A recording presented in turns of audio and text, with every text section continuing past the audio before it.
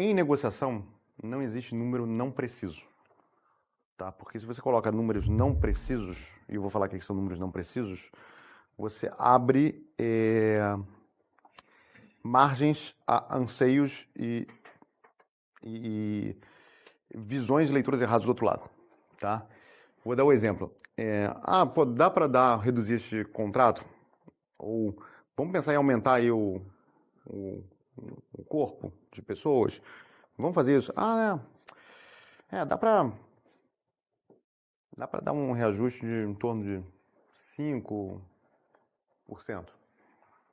Quando você coloca um em torno de 5%, você já passou a mensagem que o quê? Você topa mais. E aí você gera dois problemas. A negociação não vai fechar em 5.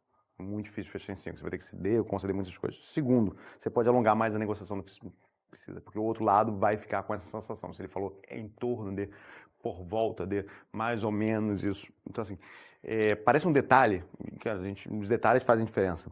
A negociação, quando você fala o tempo todo números precisos, faz com que a negociação flua de forma mais rápida e profissional. Tá?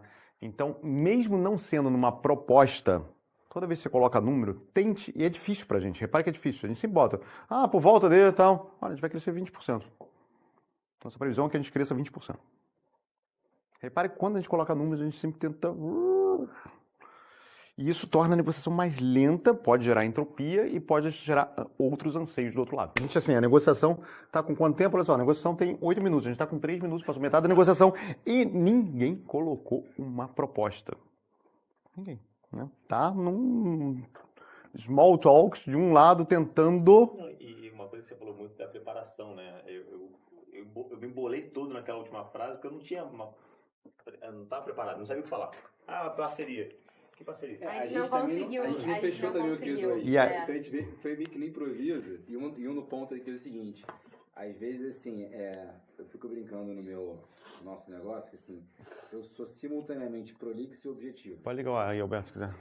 Então, assim, é como se talvez faz parte, assim, de uma estratégia que, assim, a gente usa muito um poder de convencimento, jogando muitos e muitos argumentos e sendo eloquente e tentando dizer que, tipo assim, explicar os motivos pelo qual aquela negociação vai ser boa para os dois lados e depois chegar no final e sintetizar aquilo numa proposta. Só que isso acabou, tipo, naturalmente pelo tempo, por a gente não ter feito o Q2 e tem não evoluindo, depois meio que descarrilhou total, já foi uma coisa assim quase que... Entrou na espiral, no final tava entrando, tava beirando a espiral. É algo meio cultural, porque eu tava até falando com o Breno antes da gente começar aqui, que eu morei em São Paulo e trabalhava em empresa de São Paulo por muito tempo, eu me acostumei muito com objetividade.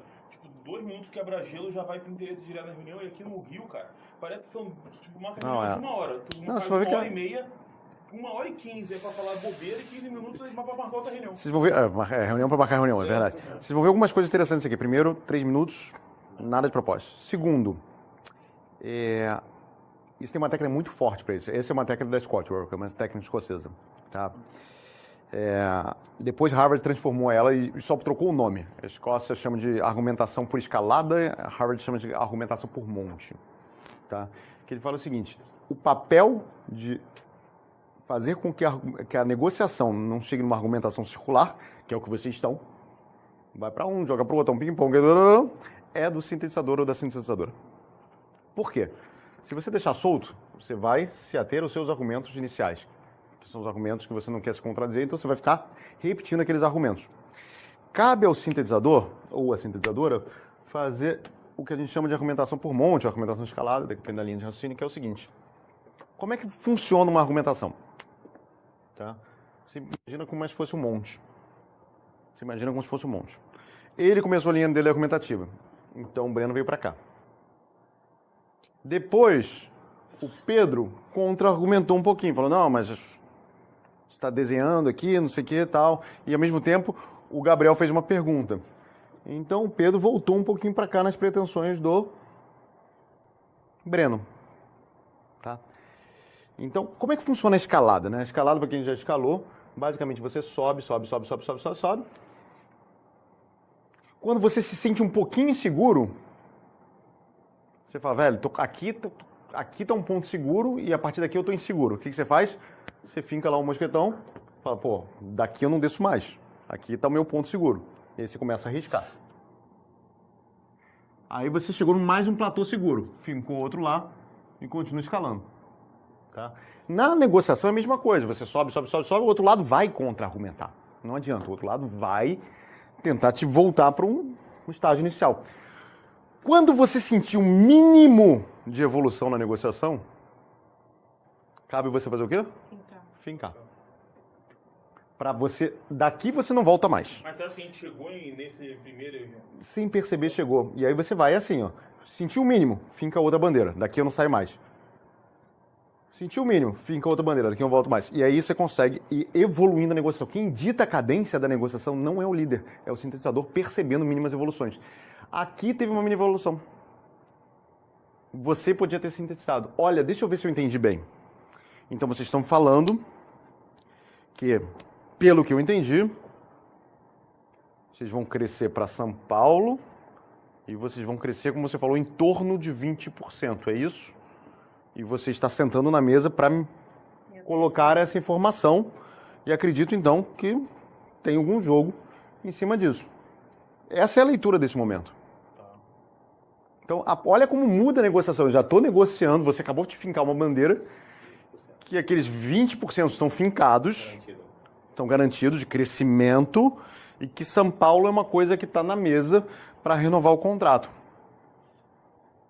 Notou uma mínima evolução, o sintetizador ou a sintetizadora precisa fincar a bandeira, porque senão volta. Qual que teve aqui então? Aqui não teve nada por enquanto. Eu achei que esse lance do crescimento Não, aqui de não São falei. Paulo com o Oscar Justo ficou um pouco confuso. Não, aqui ele poderia ter fincado. Ele poderia ter fincado quando você colocou a informação. Olha o que acontece. Você colocou uma informação nova. Né? Cabe ao sintetizador, olha só, você colocou uma informação. Cabe ao sintetizador tentar ganhar tempo para ele digerir essa informação nova, porque você não sabia de São Paulo. Sim. Você não sabia dos 20%. E aí foi o que eu falei antes e não aconteceu. Olha o que eu falei antes de propósito, foi a última coisa que eu falei antes da reunião. Existe um momento que a pausa é praticamente obrigatória. Pô, mas foi a primeira frase dele. Como É. que eu já- Não tem problema! Vou pausar aqui então. Não, mas olha pra como celebrar. olha como a negociação por princípio, ela é uma negociação que você não tem problema em colocar o que está acontecendo. Então, mas aí, o que eu queria dizer do meu medo... Não. Pode falar. Acho que do erro, na verdade, é que por eu achar que ele estava fraco na situação, eu quis ganhar mais. Não, mas é exatamente isso que eu quero que vocês percebam. Mas na verdade aqui... Olha como você não pratica negociação. Olha só que ponto interessante você falou. Quando você não pratica a negociação por princípio, e quem começou a não praticar foi esse lado, por quê? Porque não aplicou a técnica? Por quê? Vamos lá. Olha que coisa interessante você chegou. O que eu faria se eu fosse o Pedro? Tá? Ele ganhou tempo, ele fez bem, ótimo. Ele percebeu que botou uma informação nova, foi além para ter mais informação. E foi ganhando tempo pro Pedro. Eu, como Pedro líder, olha só, entendi, deixa eu falar. A gente sentou aqui, deixa eu falar para você, a gente sentou aqui, a gente não tinha essa informação do escritório de São Paulo, tá? Me dá uns minutos para eu tomar um café, até para a gente, para rever alguns números, rever algumas coisas que eu posso sentir. Olha como ele tomaria o poder para ele. Que eu posso até, visto que tem essa informação nova, voltar com uma proposta interessante para vocês.